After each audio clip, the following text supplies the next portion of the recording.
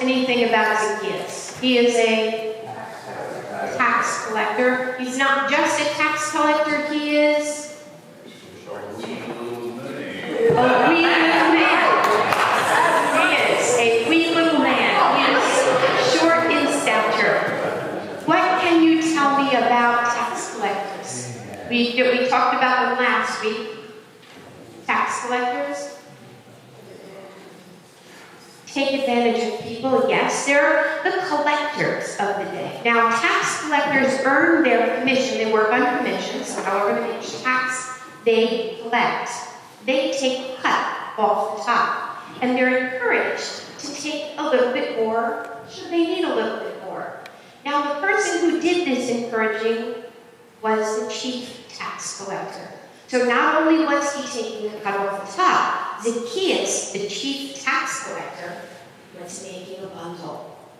Now, how do you think the people felt about Zacchaeus?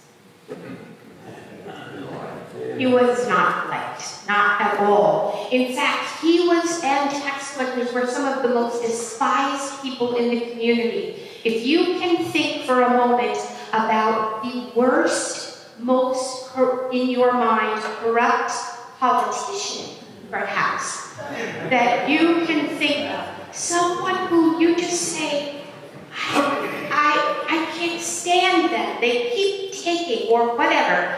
Think about the person or even a system that is just in your mind corrupt.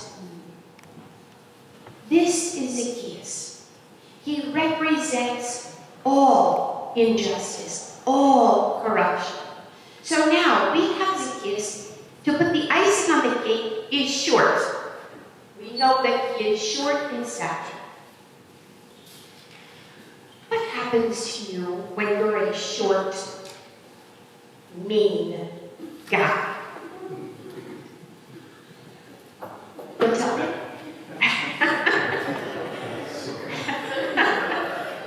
There are some things that happen to you because you're used to being looked down on. You're used to people lording things over you. You're used to people staring at the top of your head, looking down, and being felt like that. There are a number of things that you have to do to protect yourself. Amen? Think about the armor that you would have to put on every single day in order to protect yourself from what people are thinking. The other thing you would probably do is you walk even a little bit lower because you don't want to be noticed. You don't want people to see you. You don't want them to point you out and say, there's that guy, especially when you're going from house to house or region to region. This is the life Zacchaeus lives. Think about his family life. He has no peers. Everyone in Zacchaeus' world either works for him, is subject to him, or he works for. He is alone. He's ostracized. His family would be ostracized. Am I excusing what he did? No. Am I excusing what he does? No. I'm trying to help you understand what life must be like for Zacchaeus. Because Zacchaeus didn't start out that way, this big. Someone showed him what to do. Someone showed him that this is the path that he is going to take, and there were lots of people using him on the way up. Now, this Zacchaeus is hearing Jesus is coming to town. Jesus is a celebrity, all right? He has star status. Mostly, not just even for the healing he's done, the miracles he's done, all of the things that has happened to promote his ministry. He's got this great group of followers. However, he has also another side. He has a reputation for giving very quick retorts and snappy comeback answers to the scribes and Pharisees who are always trying to trip him up. They're setting traps for him, and Jesus always gets out of it. This has become quite a show. So Zacchaeus, when we look at him and, he's going to go up and try to find Jesus and try to see Jesus, it's not necessarily that he wanted healing. It's not necessarily that he wanted to see this Jesus who was going to bring salvation to his house. The very name Jesus means God saves, salvation. It could have been that he wanted a good seat for the show. So here comes Zacchaeus, and he's going to grab his popcorn, and he's going to grab his Mountain Dew, but he can't see, right? Because he's too short, but he can't see over the crowd. So what does he do? He goes over, he climbs up a tree, right? He's got all this stuff, and things look very different from up here. All of a sudden, he's seeing the top of people's heads. He's able to look down on people for the first time from a different view. Except here comes Jesus. Spots him in an instant. It's interesting that you can never really hide from Jesus, isn't it? So Jesus spots him up, calls him by name. Zacchaeus, come down from there. I need to stay at your house today. Zacchaeus is caught. As much as he is used to living a life that we just talked about, of being short and being looked down on and being looked at from above, he is not used to being looked at from underneath. How many of us are? It's a very different vantage point when someone can see you looking up. Jesus sees us like no one else. All of a sudden, there's Zacchaeus in all of his vulnerability, in all of everything exposed. And Jesus is calling his name. Brent, I'm stuck. No more armor. Nothing to protect me here. Yes, all right, I'm going down. He scrambles down the tree. He goes down quickly, it says. And all of a sudden stands next to Jesus. Stands next to Jesus. He's no longer small. When we allow ourselves to come before Jesus in all of our vulnerability, there is no reason to be small. Amen.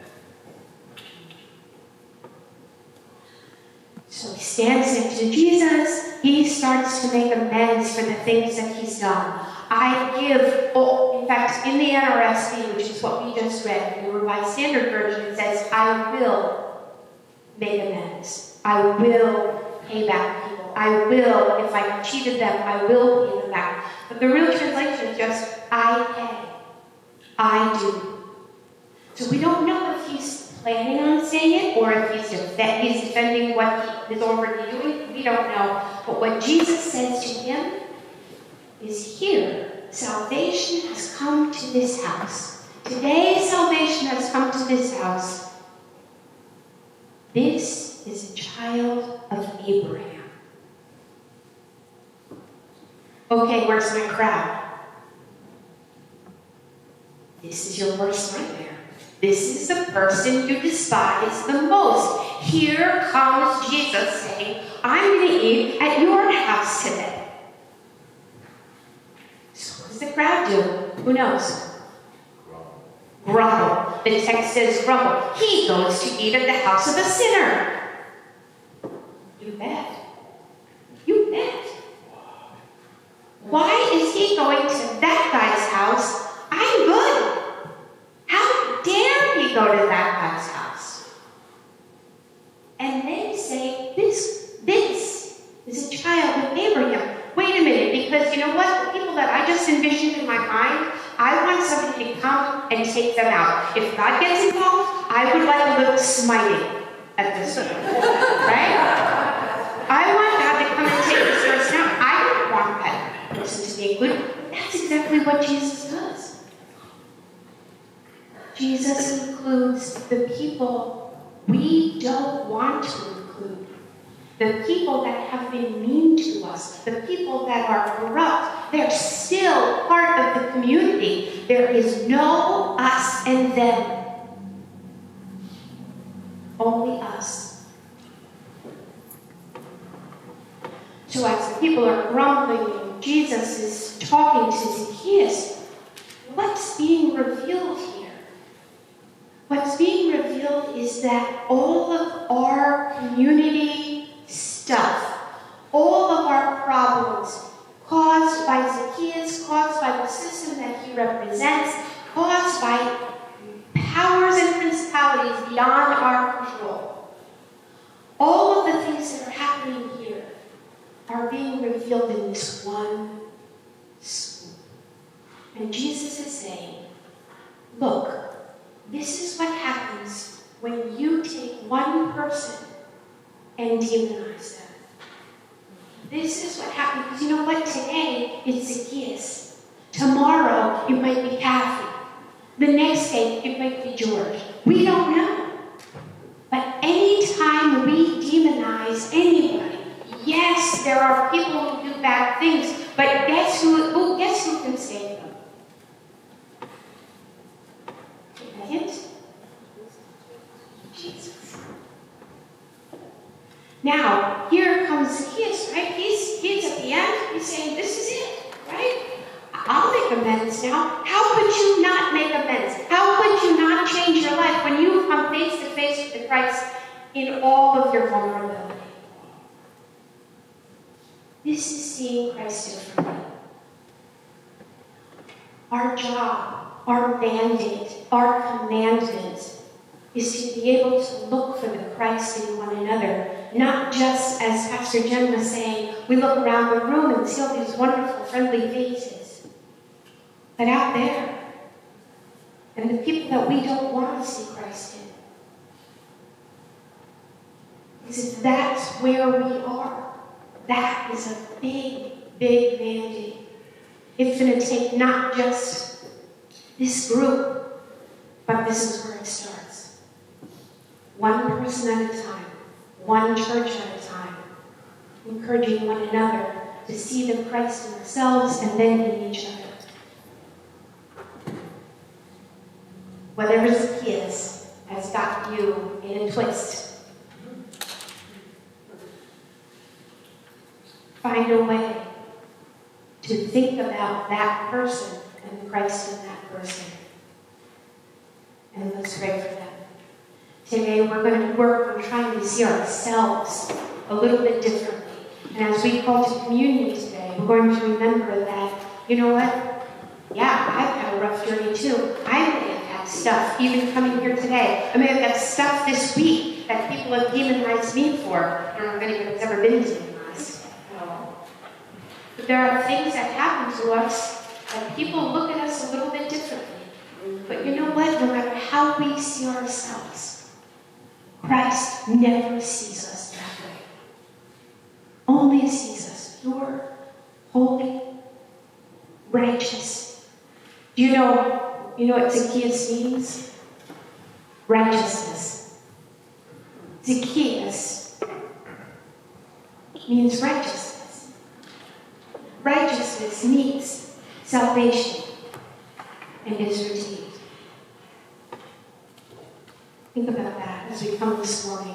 And as I invite you to communion, let me just remind us that no matter what, we talked about this the other night at theology class. The disciples, not easy for them. They had a rough time. They were sinners, if we can use that word, sinners.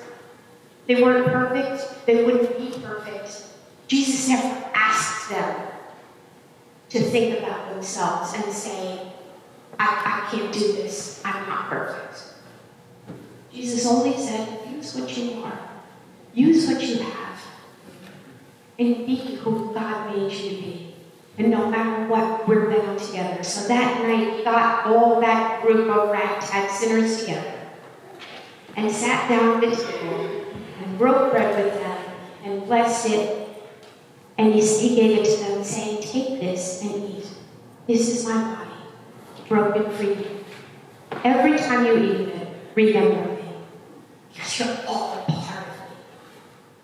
And then in the same manner, he took a cup and poured it out and blessed it and said, take this, drink. Drink all of it.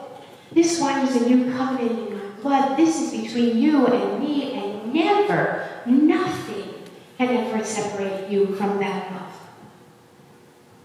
The spirit that binds is eternal. And it has nothing to do with us and the things that we do or don't do, no matter how we think of ourselves. As you come to communion this morning, if you'd like to offer yourself and open yourself to what the Spirit can do inside of you, and that light of Christ that is already there to be able to shine in you,